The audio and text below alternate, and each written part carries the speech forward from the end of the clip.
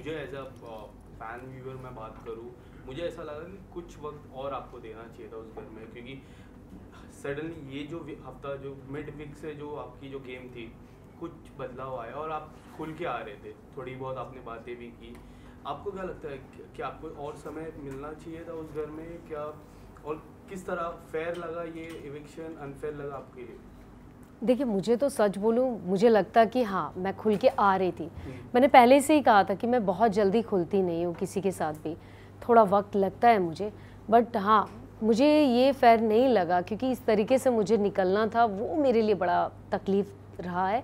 But एक अच्छी चीज़ मेरे साथ ये हुई कि निकलने के बाद लोगों के नज़रिया बहुत बदले हैं, ऑडियंस का नज़रिया बहुत बदला है, जो कि बहुत पॉजिटिव रहा है मेरे लिए। सो विच इज़ वेरी गुड मेरे लिए कि लोग ने एक अच्छा सोचे हैं मेरे लिए, वो जानना चाह रहे थे मेरे बारे में शायद, या मेरी पर्सनालिटी को जैसा भी देखना चाह रहे थे वो शायद मैं दिखा रही थी। सो उसी बीच में वो मेरे साथ ये सारी चीज़ें हो गई, क्योंकि मुझे लगा कि जो गलत चीज़ हो रही है तो मैंने उसके लिए आवाज़ उठाया। सो शायद मेरी आवाज़ को दबाया जाने की कोशिश कर रहे थे और वही हुआ कि मैं खुल के इसी वजह से आगे नहीं आ पाई। टास्क की मैं बात करूँ, सबसे पहले टास्क जो पुनीत पुनीत को लगा कि काफ़ी अनफेयर हुआ। मुझे पुनीत का तो पता नहीं, मुझे एक हिसाब से जो पूजा जी को सबसे जो लास्ट आई घर पे उनको सबसे ज़्यादा करेंसी दी और उनको अंदर गए, वो कितना फेयर था आपके लिए कि उनको सबसे हाईएस्ट करेंसी, ना जनता से कुछ उन्होंने बात की, वो जनता के पैनल में बैठे थे, वो आपके लिए कितना एक वर्ड होता है नेपोटिज्म, वो कितना लग रहा था आपको? बिल्कुल सही कहा। पुनीत का तो देखिए मैंने पहले दिन भी साथ दिया था, जब उसको नॉमिनेट किया था तो पूछा गया था कि कौन चाहते हैं उसको उसके सपोर्ट में, तो मैं खड़ी थी उसके सपोर्ट में। वो क्रिएटिव बंदा है, इसमें कोई शक नहीं है, वो उसका सपोर्ट मैंने पहले भी किया, पर कुछ चीज़ें उसकी गलत थी। कुछ चीज़ें जैसे मुझे भी लगा कि मैं उसको समझाती थी, वो मेरी बात समझता भी था। अब तो वो मुझे बोलता भी था, हंस के निकल जाता था, थोड़े टाइम के बाद फिर वही हरकत करता था, वो सेम चीज़। उसको बिग बॉस के लिए गलत बोलना या कुछ चीज़ें वो बहुत ज़्यादा हो गई थी उसकी। बट वो इंसान बहुत अच्छा था, मुझे लगता कि वो खेलता तो शायद बहुत आगे जाता, क्योंकि उसकी चीज़ें थी एंटरटेनमेंट, मस्ती, मजाक, वो पूरे माहौल में अकेला सिंगल एक आदमी लेके जा सकता था। बट उसको भी निकालना, वो कुछ जगह मुझे सही लगा, कुछ गलत इसलिए लगा कि जैसे कि पूजा जी ने मुझे आके बोला कि उसने बाथरूम इतना गंदा किया, जो कि मुझे नहीं पता था। सो मैंने फिर बोला कि यदि उसने ऐसा किया है तो 100% गलत किया है, उसकी क्या इंटेंशन थी मुझे नहीं पता, क्योंकि मैं बाथरूम में जाके नहीं देखी कि क्या कंडीशन थी। बस मुझे उन्हीं के लोग के ग्रुप के लोगों ने बताया कि इतना गंदा बाथरूम था। मैंने अभिषेक से भी पूछा कि बाथरूम इतना गंदा था, उसने वाकई में करके गया? तो अभिषेक ने बोला दी मुझे नहीं पता कि क्या था, बट मैं अभिषेक तो खड़े थे हम उसके साथ में, और कुछ चीज़ों में था वो ओवर, बट मुझे लगता है उसको होना चाहिए था। मतलब बाथरूम की मैं बात करूँ, एक छोटा सा मुद्दा था, मुझे ऐसा लगा कि हो जाता है कभी, ये बाथरूम नहीं तो मेल के बाथरूम में आप चले गए, उसको लेके कोई बड़ी बात बनाने की कोशिश थी घर वालों की तरफ से। आपको ऐसा लगा कि आपने बोला कि मैं भूल गई, मैंने ये जानबूझ के नहीं किया, तो आप अगर कुछ बताना चाहोगे तो उस पर क्या होगा? हाँ जी। सो देखिए, मैं पहली बात तो मैं खुद रूल्स बहुत फॉलो करती थी। जहाँ मेरी गलती होती थी तो मैं बिग बॉस को खुद बोलती थी आई एम सॉरी, मेरे से गलती हुई है। और बहुत सारी चीज़ें थी कि मैं उस टाइम अभिषेक की तबीयत ख़राब थी, उसके कुछ कपड़े उसको धोने थे, उसके पास थे नहीं। सो मैंने ली, मैं जा रही हूँ धोने, तो मुझे दे दे, मैं धो देती हूँ तेरे कपड़े, क्योंकि मुझे उससे प्यार, एक ब्रदर वाला फीलिंग्स आ गई थी और मुझे उसके साथ अच्छा फील हो रहा था। मैंने ठीक है मेरा भाई है, ठीक है कपड़े धो देती हूँ। हालांकि मुझे भी नहीं आते हाथ से धोते कपड़े, सच बताऊँ मैंने अपनी लाइफ में हाथ से तो नहीं धोए हैं कपड़े। दुनिया का सब काम कर सकती हूँ, बस कपड़े नहीं धो सकती हूँ, क्योंकि वो जो बैठ के प्रॉब्लम होती है ना ऐसे ऐसे करके, वो मुझे भी नहीं आता है। बट मैं धो के निकली और उस टाइम पे मेरे टाइम ऐसा चल रहा था कि मैं वो शावर लेके वो सैनिटरी पैड भूल गई, दरवाजे के पीछे था और एकदम मैंने कॉर्नर पे रखा था कि बाथरूम कहीं गंदा नहीं होना चाहिए, कहीं कॉर्नर पे मैंने साइड में रख दिया और मैं निकल गई, कपड़े लेके शावर लेके सब सामान अमान उठा के बाहर निकल गई। उसके बाद मुझे आकांक्षा आके बोलती कि तुमने ऐसा किया, क्योंकि वो, मैंने लिया ऑफ कोर्स मैं ही नहीं किया होगा, क्योंकि मैं ही नहीं रख के आई थी।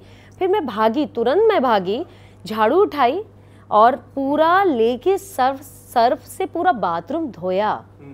धोने के बाद मैंने सॉरी बोला, बट उस सॉरी के बाद उनके दिमाग में इतनी नेगेटिविटी थी मुझे लेके कि मैं उस चीज़ से शॉक्ड होगी कि एक औरत को कितना बदनाम आप पब्लिकली कर रहे हो। ये बात मैं इसलिए बोल रही हूँ क्योंकि अब चूंकि बात आई है तो बोलना पड़ेगा। वरना मैं कभी नहीं ये बात बोलती। बट उन्होंने मुझे इस चीज़ का मुद्दा कि इसकी इंटेंशन थी, पूजा जी को परेशान करना चाहती थी, पूजा जी को ये नीच औरत है, इस तरीके की जो हरकत किया, वो मुझे बड़ा तकलीफ़ हुई। लिटरली मुझे बहुत तकलीफ़ हुई कि मेरी ऐसी इंटेंशन नहीं थी। मैंने पहले भी कहा यदि मुझे करना होगा तो मैं मुंह पे रख के आ जाऊँगी, सामने रख के आऊँगी, मुझे डर नहीं लगेगा किसी से। बट मुझे ये छोटी हरकत से मैं बड़ी नहीं बन सकती हूँ। मुझे जो गलत लगा तो मैं नॉमिनेशन में मैंने उनका नाम लिया, बट ये छोटी चीज़ नहीं कर सकती हूँ मैं। तो उनके दिमाग में ये था, इसका मतलब आप सोच सकते हो, मतलब आप भी कहीं ना कहीं ऐसी हरकत करते आए होगे तभी आपने सोचा है। सो मुझे ऐसा लगता कि ये जो चीज़ें हुई है वो बहुत ही छोटी हरकत थी। इन पूजा जी ने आपको एक नाम से भी पुकारा जो काफ़ी लोगों को, लाइक आपके जो फैंस को है वो काफ़ी अनफेयर लगा, विक्टिम कार्ड। आपको कितना लग रहा था कि वो नाम आप डिजर्व नहीं कर रहे थे? क्योंकि आप जो थे, आपने, मैंने देखा कि आपने जो डिस्कशन भी किया, आपने ऑन पॉइंट डिस्कशन किया। फिर जो नवाज सर की मैं बात कर रहा हूँ, फैमिली को लेके, बच्चों को लेके डिस्कशन किया, छोटे बेटे को लेके डिस्कशन आपने किया कि वो थोड़ा समझदार नहीं है, ये सारे डिस्कशन आपने किया। तो आपको क्या लगता है ये सारे डिस्कशन जब हम देखते हैं 24 घंटे में देखते हैं, जब एक एपिसोड आता है तब देखते हैं, और ये एक नाम आता है, तो कितना अनफेयर हो जाता है आपके? देखिए पूजा जी विक्टिम जो कार्ड उन्होंने मुझे यूज़ किया नाम, वो खुद यूज़ कर रही हैं। जब मैंने उनको नॉमिनेट किया उन्होंने बोला मैं महेश भट्ट की बेटी हूँ। सो किसने यूज़ किया वो तो सबको, ऑडियंस को पता है। आप पूजा भट्ट हो, आपकी खुद की पहचान है, आप खुद इतने बड़े स्टार रहे हो, आपको ज़रूरत नहीं है महेश भट्ट जी का नाम लेने की। मुझे ज़रूरत हो सकती है नवाजुद्दीन का नाम लेने की, क्योंकि मेरी कोई पहचान नहीं थी। तो विक्टिम कार्ड तो आप खेल रहे हो, आप दुनिया को दिखा रहे हो, मतलब आपकी खुद की कोई पहचान ही नहीं है। आप महेश भट्ट जी का क्यों नाम ले रहे हो? आप बोलो ना मैं पूजा भट्ट हूँ, खुल के बोलो सारी चीज़ें।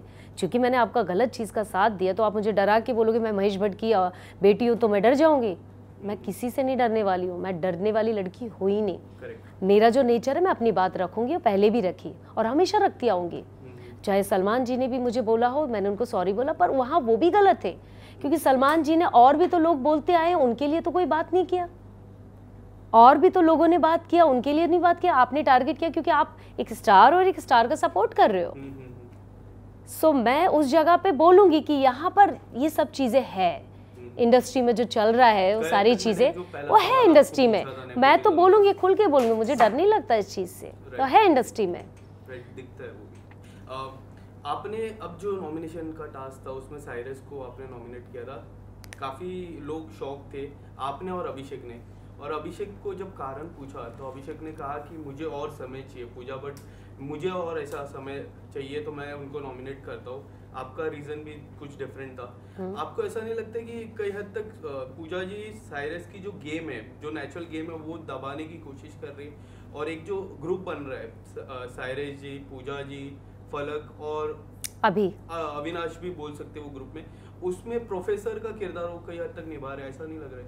देखिए मैंने आने के बाद तो नहीं देखा उनका कि ये सारी चीज़ें क्या चल रही है, बट साइरस जी को जितना भी मैंने देखा वो एक कठपुतली की तरह नाच रहे पूजा जी के कहने पे। सो वो इंटेलिजेंट आदमी है, वो इतने मजाकिया इंसान है, खुश रहने वाले इंसान है। हालांकि वो बहुत, उनकी एक डिमांड है, उनको खाना चाहिए। हम लोग अपना खाना छोड़ के, हमने अपना खाना, हम लोग को चिकन, मुझे तो एवरीडे चिकन चाहिए, बट हमें लगता था ठीक है यार एक आदमी की नीड है, वो एक्सरसाइज करो, छोड़ दो, जाने दो जाने दो।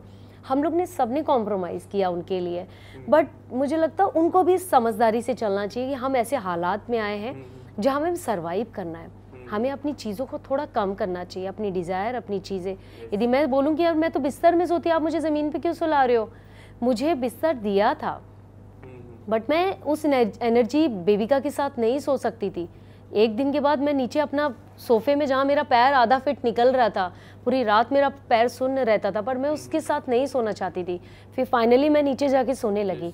तो मैं भी बोलूँ नहीं यार मैं तो बिस्तर में सोती थी, मुझे भी खाना चाहिए, बट हर सिचुएशन ऐसी थी कि आपको कॉम्प्रोमाइज़ करना चाहिए, हर जगह कॉम्प्रोमाइज़ करना चाहिए। इसलिए नहीं कि आप कहाँ से आए हो, क्या खा रहे हो, उस जगह कहाँ हो वो मैटर करता है। एक टाइम ऐसा आया था कि हम एक एक कप, हमने खिचड़ी भी खाया, सबको हमने एक एक कप, भाई मैं ही दूंगी सबको, एक एक कप ही दूंगी, मुझे भी भूख लगती थी, मेरी भी डाइट है, बट हमने कॉम्प्रोमाइज़ किया। तो ये सब मुझे ऐसा लगता है कि बहुत सारी चीज़ें हमें घर में रख के आनी चाहिए यदि हमें इस गेम में आना है तो। आलिया जी, पर्सनल लाइफ को आपने काफ़ी डिस्कस किया, जिसमें एक पॉइंट मुझे आपसे जानना है कि जो सेकंड मैरिज को लेके आपने बोला कि मैं अपनी लाइफ में कभी सेकंड मैरिज के लिए रेडी नहीं हूँ, और एक तस्वीर आई थी कुछ समय पहले, बिग बॉस के भी समय पहले, उस चीज़ को लेके क्या कुछ कहना चाहोगे? सेकंड मैरिज को लेके, मूव ऑन को लेके आपका क्या जवाब रहेगा? देखिए, मैंने खुल के बताया था, और मैंने वो चीज़ पोस्ट इसलिए कि मेरी इंस्टा में मैंने कभी पर्सनल अपनी चीज़ नहीं रखी, और ना मेरी लाइफ में पर्सनल कोई चीज़ थी। और जब आई, मैं उस शख्स के साथ बहुत खुश हूँ, और मुझे नहीं पता ये रिश्ता कितने दिन का है, बट जितने दिन भी है मैं खुश हूँ उसमें। और ऑफ कोर्स मुझे एक पार्टनर चाहिए लाइफ में खुश रहने के लिए, मेरी भी लाइफ है, आगे बढ़ रही है। इसका मतलब थोड़ी नहीं कि मैं एकदम अब मेरा डिवोर्स हो गया तो मैं बस यही करने वाली, नहीं, मुझे भी एक पार्टनर चाहिए, मुझे भी उसके साथ खुश रहना। मेरा भी दिल करता है घूमने का, मेरा भी दिल करता है कॉफ़ी पीने का, वाइन पीने का, किसी के साथ का टाइम गुजारने का। तो गलत क्या है? ये मेरी चाहत है, मेरी ख्वाहिश है। तो मैंने अपनी बात रखी लोगों के सामने। हाँ, रही बस शादी की, शादी के लिए मैं बिल्कुल तैयार नहीं हूँ, और मैंने इसको खुल के भी बात किया है। सो ऐसा कुछ नहीं, शादी मैं नहीं कर सकती हूँ, अब इस जन्म में तो नहीं कर सकती हूँ शादी। आलिया जी, एक आखिरी सवाल, कल एक रिपोर्टर ने नवाज सर से पूछा था आपके इविक्शन पे, उन्होंने इग्नोर किया और वो चले गए, आपका क्या टेक है इसमें? देखिए, वो उन्होंने इग्नोर किया, क्या पूछा मुझे तो पहली बात तो यही नहीं पता। नहीं, उन्होंने, एक रिपोर्टर ने नवाज सर से कहा कि आप मिड इविक्शन हुए, आप घर के बाहर आ चुके हैं, ये सवाल था। उन्होंने हाथ जोड़ा और वो चले गए, उन्होंने कम्प्लीटली इग्नोर किया। तो इस पे आपका क्या टेक है? वो उनका अपना पर्सनल है, उसके लिए मैं कुछ भी नहीं कह सकती हूँ। उनके दिमाग में क्या होगा, क्या चीज़ें, मैं सच बताऊँ वो चीज़ मैं नहीं बोल सकती हूँ। यस, या थैंक यू सो मच।